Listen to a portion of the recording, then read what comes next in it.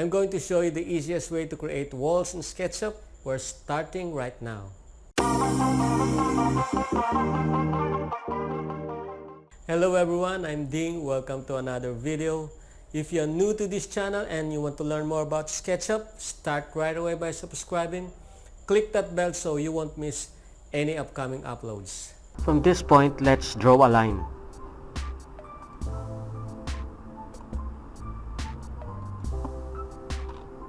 Let's draw another line. Let's delete this face. When we draw these lines, we are actually creating faces for our walls. Let's create more faces.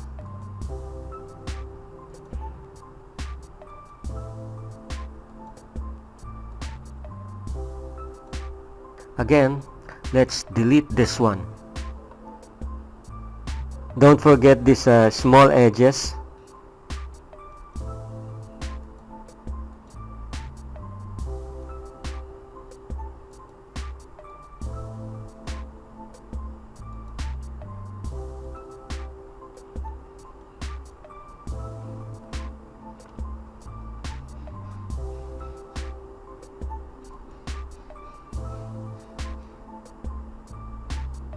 Now let's delete some lines to create a single face for our walls.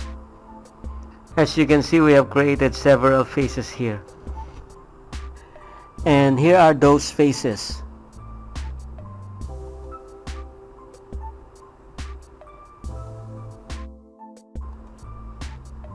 Let's delete this line.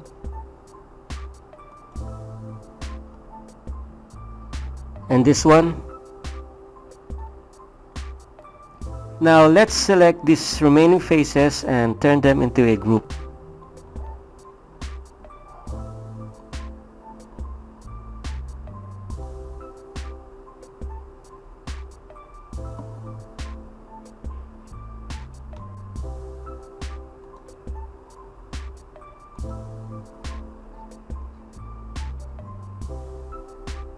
Let's create those walls. Double left click. Apply push-pull at a distance of 3.2 meters.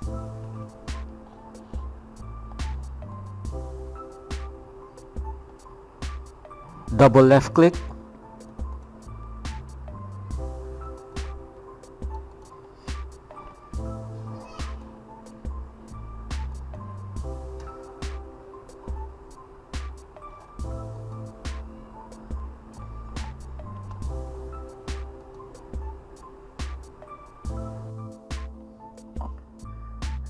Let's create openings for our windows.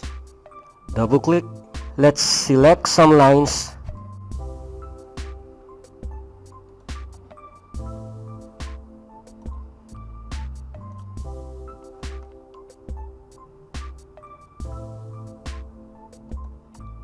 Copy and move it along the blue axis at a distance of 1.1 meters. Apply push-pull.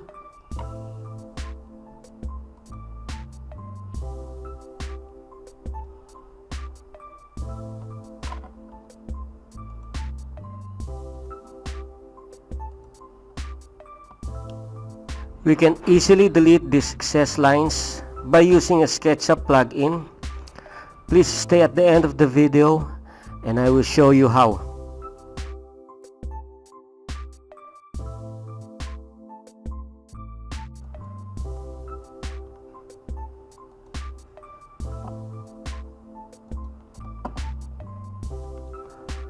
And move it along the blue axis at a distance of 1.2 meters. Push-pull.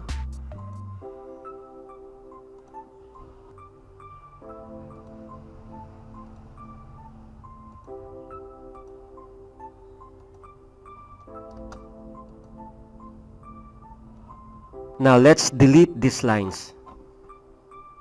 We can easily do this by using a SketchUp plugin.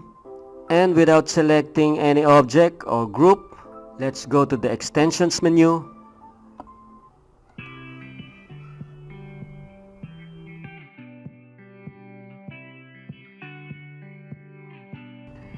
click cleanup.